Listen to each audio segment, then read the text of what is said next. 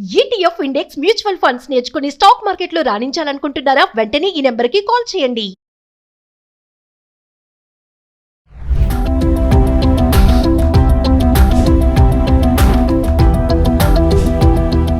నమస్తే, welcome back to Suman TV. బ్యాంకుల కంటే మొబైల్ ద్వారా త్వరగా లోన్స్ వస్తున్నాయని చెప్పేసి ఇప్పుడు వాటిని సెలెక్ట్ చేసుకోవడం మనం చూస్తూనే ఉన్నాం. అంటే పేపర్ వర్క్ ఏమీ లేకుండా ఎయిర్టెల్ ద్వారా 1000 నుంచి 10 లక్షల వరకు లోన్ ఇచ్చే సౌకర్యం ఉందంట. మరి దీనిపై మంచి సమాచారం అందించడానికి స్టూడియోలో మనతో పాటు ఉన్నారు అనలిస్ట్ మందరి కృష్ణారెడ్డి గారు. నమస్తే సార్. నమస్తే అమ్మ. సార్, ఎయిర్టెల్ కూడా మొబైల్ ద్వారా అంటే లోన్లు వస్తున్నాయి అంటున్నారు. అంటే 1000 నుంచి 10 లక్షల వరకు కూడా లోన్ తీసుకోవచ్చు అంట. మామూలుగా బ్యాంక్లో అప్లై చేస్తే మనకి లేట్ అవ్వడం, ఆ ప్రాసెస్ డాక్యుమెంటేషన్ అని తిప్పుతూ ఉంటారు. అది కాకుండా ఈ మొబైల్ ద్వారా త్వరగా వస్తాయి లోన్స్ అని చెప్పేసి వీటిపైన ఎక్కువగా ఇంట్రెస్ట్ చూపించడం చూస్తున్నాం. ఏంటి సార్ అసలు దీని వివరాల్లోకి వెళ్తే ఒకసారి? ఎయిర్టెల్ బ్యాంక్ అనేది ఒక బ్యాంకే. చాలామంది ఏమనుకుంటున్నారంటే ఎయిర్టెల్ అంటే ఓన్లీ మొబైల్ కంపెనీ డబ్బులు ఇస్తుంది అనుకుంటున్నారు. మొబైల్ కంపెనీ కాదు. భారతీ ఎయిర్టెల్ ఏదైతే ఉందో, భారతీ కంపెనీ ముందర మొబైల్ కంపెనీ ఏదైతే ఉందో అదే ఎయిర్టెల్ మూలమైనటువంటి సంస్థ. ఈ భారతీ మొబైల్ కంపెనీ ఏదైతే ఉందో ఆ కంపెనీ ఒక బ్యాంక్ అప్లై చేసుకుంది. ఎయిర్టెల్ బ్యాంక్ అనే దానికి అప్లై చేసుకుంది. దానికి reserve bank of India schedule bank status ఇచ్చింది. అంటే ఒక బ్యాంకులో ఏ రకమైన లావాదేవీలు అన్నీ జరుపుకుంటాయో దీంట్లో కూడా అలాగే లావాదేవీలు జరుపుకునే అవకాశం ఇచ్చారు. దీన్ని సులభంగా పొందడానికి అవకాశంగా ఎయిర్టెల్ ఏం చేసిందంటే ఒక స్కీమ్ పెట్టింది. ఆ స్కీమ్లో మినిమం 10,000 రూపాయల నుంచి మొదలు పెడితే 9 లక్షలు ఇంకా 10 లక్షల లోపలైనా సరే పరిస్థితిని బట్టి తీసుకోవడానికి గంటల్లో తీసుకునే అవకాశం కల్పించారు. అంటే దీనికి గొప్పగా పేపర్ వర్క్ ఉండదు. అసలు పేపర్ వర్కే అవసరం లేదు. అంతా డైరెక్ట్గా డిజిటల్ సిస్టమే. పేపర్లు చేయడం, దగ్గరికి పోయి సంతకాలు పెట్టడం ఇట్లాంటివి ఏమి ఉండవు.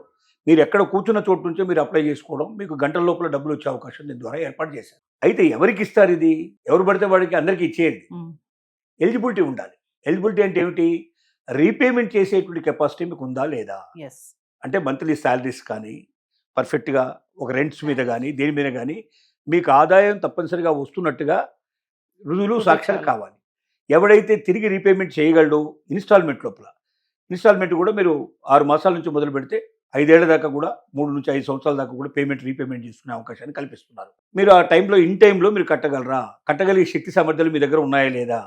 దాన్ని మొట్టమొదటి మనం దానికి తగినటువంటి పేపర్స్ ఏమున్నాయో మనం అప్లోడ్ చేసేసి వాళ్ళకి ఇన్ఫర్మేషన్ ఇచ్చేయాలి. రెండోది ఏంటంటే మీకు సంబంధించినటువంటి క్రెడిట్ స్కోర్ ఎంత ఉంది, ఇది చాలా జాగ్రత్తగా పరిశీలిస్తారు. క్రెడిట్ స్కోర్ కరెక్ట్గా ఉందంటే, ఇంతకుముందు మీరు అప్పులు చేసి కట్టకపోతే, ఇంతకుముందు ఇలాగ బ్యాంకులో మోసం చేస్తే, ఇలాగ తెచ్చి ఉంటే ఆటోమేటిక్గా మీ క్రెడిట్ స్కోర్ పూర్తిగా డౌన్ అయిపోతుంది. అలాంటి వాళ్ళకి ఇవ్వలేదు. క్రెడిట్ స్కోర్ బాగున్న వాళ్ళు, తిరిగి రీపేమెంట్ చేయగలిగే కెపాసిటీ ఉండేటువంటి వాళ్ళు అప్లై చేసుకుంటే వేరే పేపర్స్ ఏమీ తీసుకెళ్లి ఆఫీస్కి వెళ్ళాల్సిన అవసరం లేకుండా, ఆఫీస్కి వెళ్ళి సంతకాలు పెట్టాల్సిన అవసరం లేకుండా, చర్చలు చేయాల్సిన అవసరం లేకుండా, ఈ ఆఫీస్లో నుంచి ఫైల్స్ ఇంకో దగ్గరికి పోవాల్సిన అవసరం లేకుండా ఆన్లైన్లోనే వీళ్ళ యాప్ ఓపెన్ చేసి ఎయిర్టెల్కి సంబంధించినటువంటి బ్యాంక్, ఎయిర్టెల్ బ్యాంక్ అని మీరు కొడితే ఎయిర్టెల్కి సంబంధించిన డీటెయిల్స్ వస్తాయి. ఈ ఎయిర్టెల్ లోన్స్ అని కూడా కొట్టినా మీకు వస్తాయి. దాన్ని ఓపెన్ చేసుకొని దాంట్లోకి వెళ్ళి లోన్ అప్లై అనేటువంటి ఉంటుంది. ఆ లోన్ అప్లైలోకి వెళ్ళి మీరు మీ డీటెయిల్స్ అన్ని దాంట్లో పెట్టాలి. మీ పేరు ఏమిటి, మీ ఆధార్ కార్డు ఏమిటి, మీ కేవైసీ సంబంధించిన డీటెయిల్స్ అన్ని మీరు దాంట్లో పెట్టేస్తే, పాన్ కార్డ్ డీటెయిల్స్ అన్ని ఇస్తే ఇచ్చి ఎంత లోన్కి మీరు అప్లై చేయబోతున్నారు, రీపేమెంట్ కెపాసిటీ మీకు ఎట్లా ఉంది, దాంట్లో అడిగినట్టు దానికి మీరు ఫిలప్ చేయాలి. చేసిన తర్వాత వాళ్ళు మళ్ళీ ఏమైనా ప్రశ్నలు ఉంటే కొన్ని ప్రశ్నలు పంపిస్తారు. ఆ ప్రశ్నలన్నిటి మనం సమాధానాలు ఇవ్వాలి. ఏమైనా పేపర్స్ కావాలంటే వాటిని అప్లోడ్ చేసి వాళ్ళు పంపించేసేయాలి. అంతే. కొన్ని గంటల్లోనే మీకు కంప్లీట్గా మీకు అయిపోతుంది. మీకు లోన్ శాంక్షన్ అయిపోతుంది. మీరు అందులో అకౌంట్ ఓపెన్ చేయబడుతుంది. మీరు ఎప్పుడైతే ఎంత కావాలంటే అంత తీసుకోవచ్చు. మొత్తం ఒకేసారి తీసుకోవచ్చు, లేదా కొద్దిగానే తీసుకోవచ్చు. ఎంత తీసుకోవచ్చు, మీరు ఎంత తీసుకుంటారో దాన్ని బట్టి మీకు వడ్డీ పడుతుంది. సో వాళ్ళకి రీపేమెంట్కి సంబంధించినటువంటి కూడా దాంట్లో కొత్త డీటెయిల్స్ అన్ని ఇస్తారు. ఎవరైతే తిరిగి రీపేమెంట్ చేయరో వాళ్ళకి ఏంటంటే వడ్డీలు ఎక్కువ పడే అవకాశాలు ఉంటాయి. రెండోది ఏంటంటే క్రెడిట్ స్కోర్ పూర్తిగా దారుణంగా పడిపోయే అవకాశాలు ఉంటాయి. మళ్ళీ ఎక్కడ అప్పులు దొరకని పరిస్థితి ఏర్పడుతుంది. రికవరీ కూడా చాలా ఘాటుగా ఉండే అవకాశాలు ఉంటాయి. కాబట్టి ఊరికే తీసుకున్నప్పుడున్నంత సంబరం కట్టేటప్పుడు లేకపోతే మాత్రం ఇబ్బందులు పాలవుతారు. ఖచ్చితంగా దానికి అట్లా ఇచ్చేవాడు, సులభంగా లోన్స్ ఇచ్చేవాడు, తీసుకోవడానికి కూడా వాడి దగ్గర అంత శక్తి ఉంటేనే లోన్స్ ఇస్తారు. ఊరికే డబ్బులు అయితే ఎవరు పారేయరు కదా. అందుకోసం డబ్బులు ఇచ్చినప్పుడే చాలామంది ఏమనుకుంటారంటే సులభంగా మనకు డబ్బులు దొరుకుతున్నాయి కదా, మనం ఇవ్వకపోయినా ఏముంటుంది అనేటువంటి చాలామంది అప్పుడు చూసుకున్నా లేనట్టు పద్ధతిలో ఆలోచిస్తారు. తప్పు. ఎవడైతే నీకు సులభంగా ఇస్తున్నాడో నీ దగ్గర ఖచ్చితంగా కఠినంగా వసూలు చేసే అవకాశం మన దగ్గర ఉంటుంది. అంటే డబ్బులు కట్టక తప్పదు అనే నిర్ణయానికి వచ్చిన తర్వాతనే తీసుకోండి.